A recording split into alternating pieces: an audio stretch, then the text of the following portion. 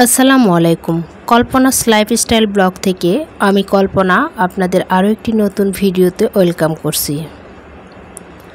কাছে দূরে যে যেখান থেকে আমার আজকের ভিডিওটি দেখছেন, আশা রাখছি আল্লাহর রহমতে সবাই ভালো আছেন, সুস্থ আছেন। আমরাও আল্লাহর রহমতে আপনাদের দোয়া ও ভালোবাসায় বেশ ভালো আছে আলহামদুলিল্লাহ। তবে গত কয়েকদিন থেকে আমার বেশ ঠান্ডা জ্বর, তো ঠান্ডা জ্বরে ভুগছি কয়েকদিন থেকে। বয়সটা শুনে নিশ্চয়ই বুঝতে পারতেছেন, আসলে বয়সটা কেমন হচ্ছে তা জানি না। যদি কোনো ভুল ত্রুটি হয়ে যায় তাহলে ক্ষমা সুন্দর দৃষ্টিতে দেখবেন। তো আজকের ভিডিওটি আমি রাত থেকে শুরু করেছি। আসলে শরীরটা ভালো না, তো দিনের বেলা আমি ততটা রান্না করিনি। তো সারাদিন যেহেতু রামিসার বাবা বাসায় খায় না, তো তার জন্য কিন্তু রান্নার প্যারাটাও ছিল না। তো আমার শরীরটাও ভালো না যেহেতু, তো আমিও কিন্তু খাবার দাবার প্রতি ততটা ইন্টারেস্টেড না। তো হালকা পাতলা কিছু করে দিয়েছিলাম, তাই দিয়ে রামিসা সারাদিন খেয়েছে।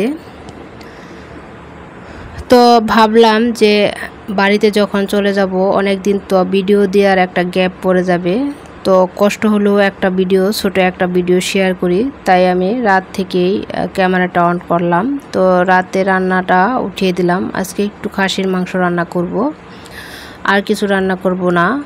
তো মাংসটা আমি মাখিয়ে তারপরে উঠিয়ে দিলাম চুলায়। এখন এই যে আলুটা কেটে রেখেছিলাম, তো আলুগুলো ধুয়ে দিচ্ছি।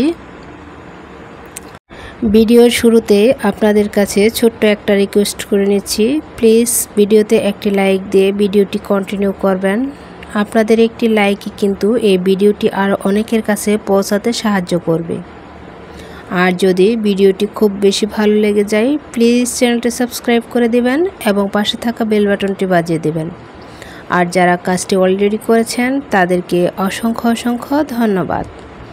তো আমার তরকারিটা কিন্তু যে হালকা কষানো হয়ে গেছে, এই পর্যায়ে আমি আলুগুলো দিয়ে নিলাম। আলুগুলো দিয়ে আর একটু কষিয়ে নেব।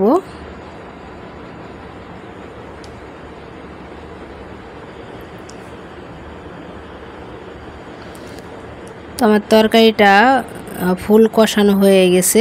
এখন আমি ঝোল দিয়ে নিচ্ছি। ঝোল দিয়ে ঢাকনা দিয়ে ডেকে আস্তে আস্তে তরকারিটা আমি রান্না করে ফেলবো।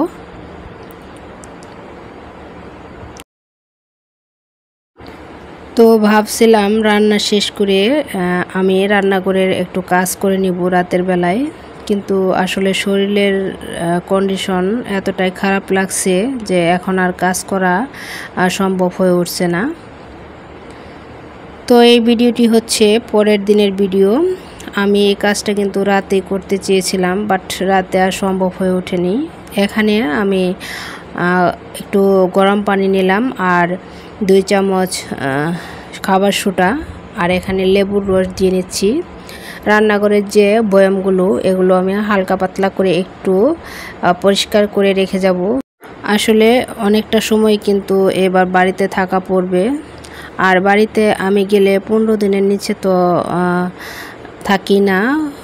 আসলে 15 দিন তার উপরেও থাকা হয়ে যায়, যেহেতু বাবার বাড়ি শ্বশুর বাড়ি দুটা মিলিয়ে আমার থাকতে হয়। তো এই মিশ্রণটি তৈরি করে আমি বয়ামের যে উপরে একটু পাতলা কাপড় দিয়ে হালকা মুছে নিব। বয়ামের উপরে একটু তেল চিটচিটে ভাব হয়ে আছে। আর যেহেতু আমি কিছুদিন আগে রান্নাঘরটা ডিপ ক্লিন করে নিয়েছি, তো এখন আর ডিপ ক্লিন করব না। হালকা করে একটু সব যে রেকগুলো এগুলো মুছে নিব আর বয়ামগুলো মুছে নিব। একটু হালকা তেল চিটচিটে ভাব পড়ে গেছে, তো এগুলো যদি মুছে না রাখি তাহলে কিন্তু আরও বেশি নোংরা হয়ে যাবে। তেলের উপর যে কাস্টে ভাব সেটা পড়ে যাবে। তার জন্য আমি কষ্ট করে হলেও একটু ক্লিন করে রেখে যাচ্ছি।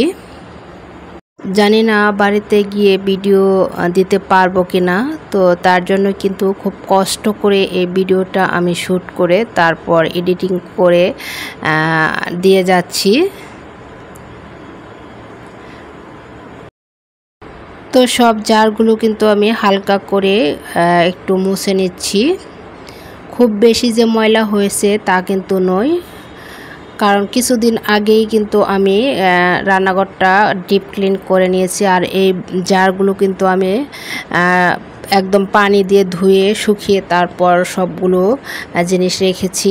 তো অনেকটা জারই কিন্তু আমার খালি হয়ে গেছে, যেহেতু আমি বাড়িতে যাচ্ছি তো সেখানে কিন্তু আসলে কোনো কিছু রাখা হয়নি।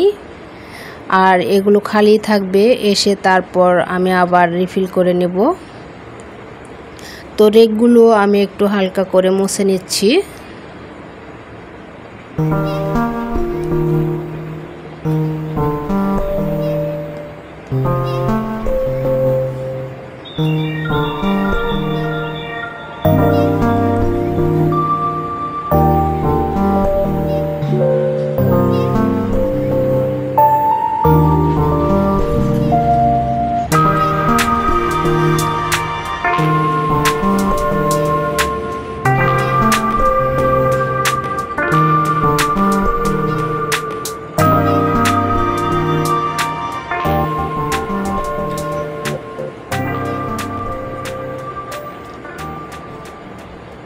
তো আমি সবগুলো বয়ামে কিন্তু মুছে নিয়েছি, এখন আস্তে আস্তে উঠিয়ে নিচ্ছি।